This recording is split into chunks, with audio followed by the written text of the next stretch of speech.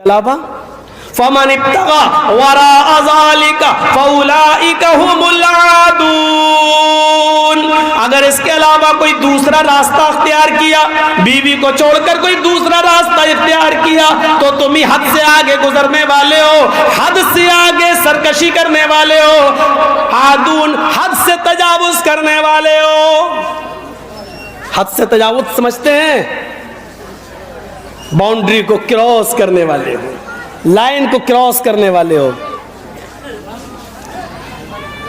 Facebook, WhatsApp, messenger,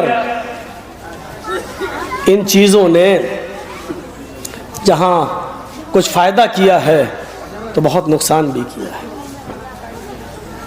आज तो ये बहुत अच्छा जरिया बन गया है, जुड़े हुए हैं लोग, और मर्दों से ज्यादा, लड़कों से ज्यादा लड़कियां भी जुड़ी हुई।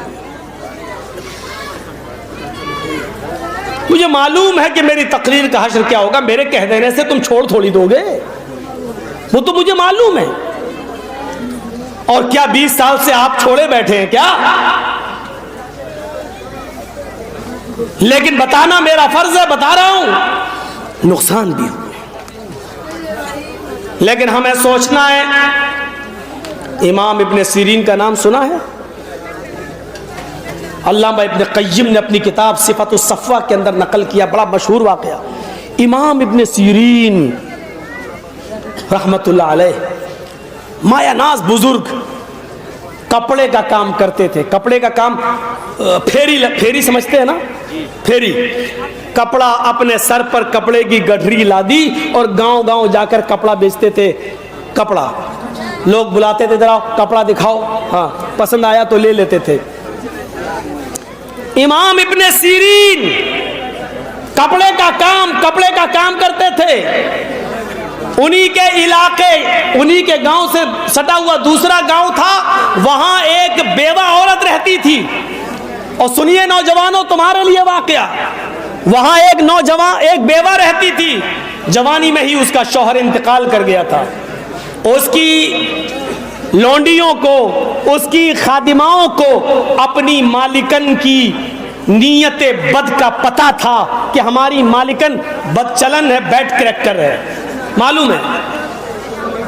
उस बेवा औरत ने अपनी लौंडी, अपनी बांदी से ये कह दिया था, अगर कोई नौजवान और खूबसूरत लड़का तुम्हें दिखाई दे तो उसको किसी तरह मेरे घर तक पहुंचाओ।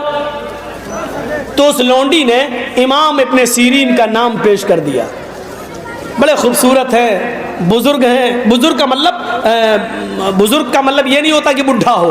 बुजुर्ग का मतलब इल्म के अंदर बुजुर्ग हैं, बड़े हैं, बहुत पहुंचे हुए आदमी हैं, और है बहुत खूबसूरत, और कपड़े का काम करते हैं। तो कहा ठीक है, उनको कपड़ा ये कह दीजिएगा कि तुम, हमारी मालिकन आपसे कपड़ा खरीदेगी। ए भैया, जिसको उठ के जाना हो यहाँ से चला जाए, ये बीच में खड़े होकर डिस्टर्ब मत करो। सर्दियों के दिन में जब 1 बजे टाइम देंगे तो यही हाल होगा ना। आप तो फिर भी हिम्मत वाले बैठे, कल तो 1/4 चले गए, 1/4 रह गए थे, चौथाई बकिया सब चले गए थे, उठ के बहुत ज्यादा थे। लेकिन इतनी सर्दी थी कल कि जब तकरीर खत्म हुई तो 1/4 ही रह गए, सिर्फ चौथाई। सुनिए, उसकी मालिकन ने कहा कि उनको लेके आओ और कह देना कि मेरी मालिकन कपड़ा खरीदेगी। इमाम इब्ने सीरीन जब उस गांव से गुजरे तो उस बेवा की खादिमा ने, बांदी ने कहा कि हमारी मालिकन आपसे कपड़ा खरीदेगी, वो आपको बुला रही है अपने घर के अंदर। ये जाते हैं कि चलो कपड़ा खरीदना तो अच्छी बात है, चलो मैं तो कपड़ा बेचता ही हूँ, चले गए। घर आ गया, दरवाज़ा खोला, बांदी ने, लौंडी ने कहा, देखिए मेरी मालिकन है, उनके कमरे में मेरी एंट्री नहीं है, आप जाइए, मैं यहीं तक हूँ। उन्होंने दूसरा दरवाज़ा खोला, आवाज़ आई आ जाओ, दूसरा दरवाजे के अंदर भी चले गए। देखा एक और दरवाज़ा है, कहा, उसको खटखटाया, कहा आ जाइए अंदर। उन्होंने उसको भी खोला, अंदर खूबसूरत औरत सेक्सी कपड़े पहने हुए बैठी हुई।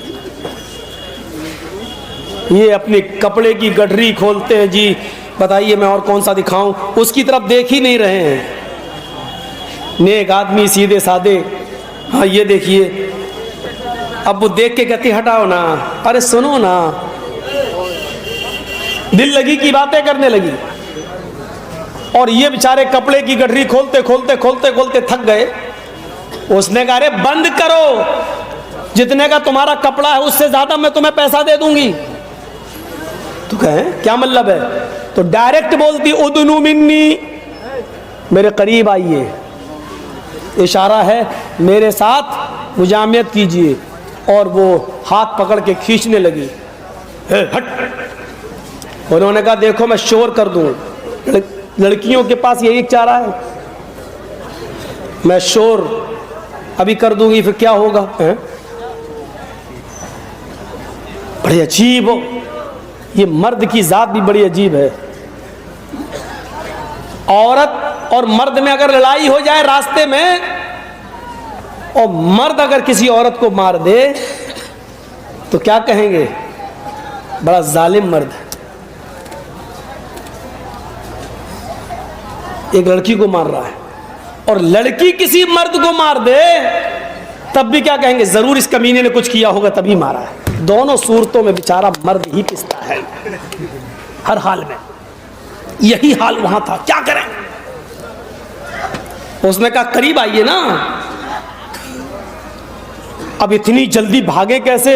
ये शोर करने के लिए तैयार। इनके दिमाग में एक आइडिया आया। सिफतुस सफ़्वा में अल्लामा इब्न क़य्यिम ने नकल किया। इनके दिमाग में एक आइडिया आया, कहने लगे अच्छा ठीक है, तुम जो चाहती हो वो मैं पूरा करने के लिए तैयार हूं, लेकिन मुझे बहुत सख्त क़ज़ाए हाजत की ज़रूरत है, लैट्रीन लग रही है, मुझे पायखाने की ज़रूरत है, लैट्रीन की। वो मुझे बताइए कहाँ है? उसने कहा ऐसे जाइए ऊपर, और ऊपर जाकर आप लेफ्ट में चले जाइए, वहाँ लैट्रीन बनी हुई है, जाइए फारिग होके आइए। ये जाते हैं तो क्या देखते हैं? लैट्रीन तो बनी है, लैट्रीन के बगल में ही बाथरूम यानी गुस्ल खाना भी है, और गुस्ल खाने ही के साथ किचन बना हुआ है, और किचन से एक नाली निकली हुई है, नाली। बस ये उसी नाली के पास बैठ गए और देखा कि बहुत गंदी नाली है, और उसके अंदर काली काली जो गंदगी होती है नाली की, वो ठीक है। उन्होंने कहा मेरा मकसद हो गया। इन्होंने डाला हाथ उस नाली में और निकाली नाली की गंदगी और कपड़ों पे मलना शुरू कर दिया, और वही गंदगी लेकर अपने मुंह पे और आ गए इसी हाल में नीचे उस औरत के पास। किसका मोबाइल है भैया? मोबाइल या तो बंद करो भैया। कौन? इफ्तिखार आलम है, उनका फ़ोन आ रहा है भैया आपके पास। गंदगी लगा। अब वो उसके पास आए, चलो कहाँ करना है तुम्हारे साथ गलत काम, चलो। वो कहते दूर हट हट हट है, ये क्या हट? ना ना ना बताओ कहाँ है? वो हट रही है। जल्दी से कपड़े की गठरी उठाई और भागे। फ़खारा जहारिबन, ये अल्फाज है सिफतुस सफ़्वा के। भागते हुए निकले और सीधे अपने गांव में आए। कुआं जहां देखा वहीं पर उठ के उन्होंने मुंह हाथ धोया और सीधे घर पहुंचे। उनकी बीवी ने कहा ये क्या हालत बनाई? पूरा वाकया सुनाया। बीवी खुश हुई, अल्लाह का शुक्र है आपने बचा लिया अपने आप को। बीवी तो खुश होगी ही, हमने बचाया, अल्लाह ने बचा दिया आपको। क्या लोग थे, नौजवान थे, खूबसूरत औरत थी, बुला रही है, दावत दे रही है, आओ। और अपने आप को जिना से बचाने के लिए नाली की गंदगी इन्होंने अपने जिस्म पर मल ली, चेहरे पे मल ली, लेकिन अपने आप को गुनाह से बचा लिया। और वो औरत जिंदगी भर नफरत कर, हट उससे नहीं मिलेंगे, बड़ा गंदा है, हट हट। वल्लदीन हुम लिफुरूजिहिम हाफिजून, जो अपनी शर्मगाहों की हिफाजत करते हैं, ये मोमिन भी कामयाब।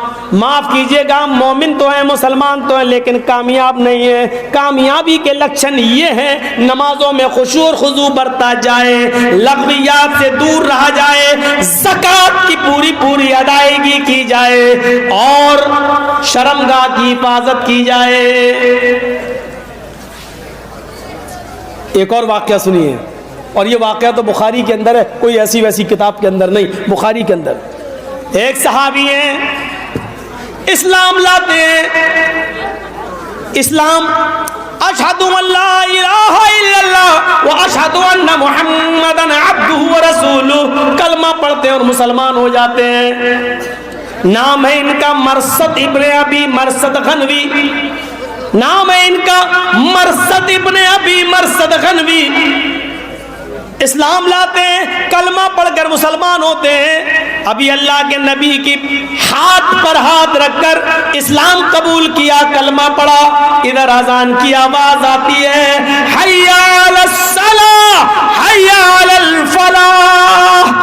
अजान की आवाज सुनकर मस्जिद के अंदर दाखिल होते हैं, अल्लाह के नबी नमाज पढ़ाते हैं।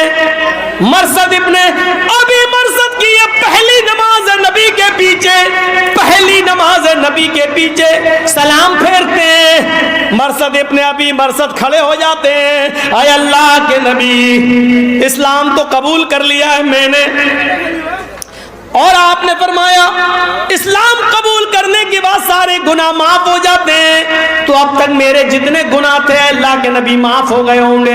आपने फरमाया ऑफ कोर्स, बिल्कुल सही, अब तुम गुनाहों से बिल्कुल ऐसे पाको साफ हो चुके हो जैसे कोई बच्चा अपनी माँ के पेट से आज ही पैदा हुआ हो, तुम बिल्कुल गुनाहों से पाको साफ हो। कहा अल्लाह के रसूल अब मेरे लिए कोई काम तो बताओ। इस्लाम तो ले आया, अभी तक तो इधर उधर